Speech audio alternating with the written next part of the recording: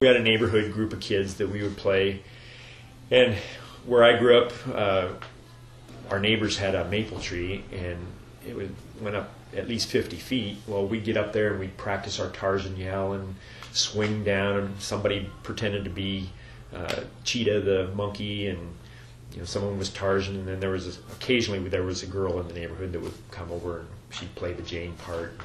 I'm sure the neighborhood people thought we were crazy kids screaming at the top of our lungs in the trees, but we would pretend we were whatever that was.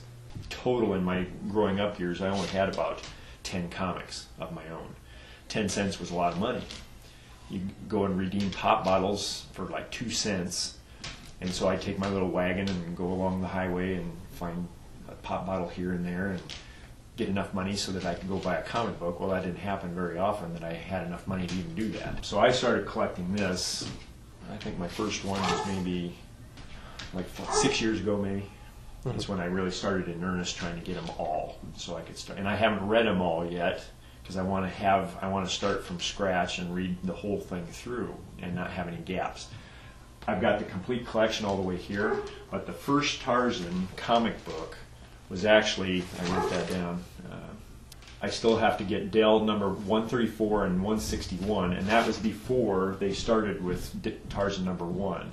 They had just a random Tarzan comic book that they had, and those were in 1947.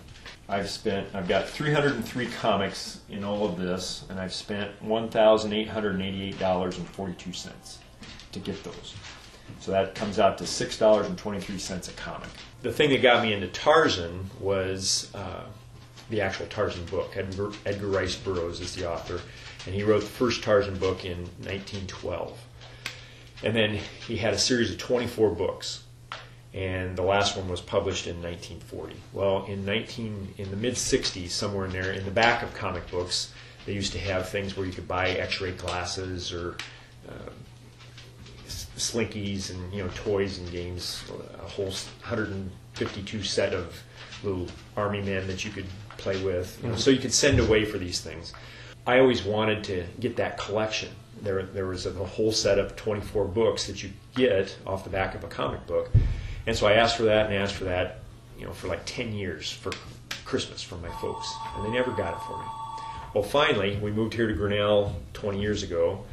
My wife went to an auction out at the fairgrounds, and here was a bunch of books in a box, and here's that complete set, and she got it for like $5.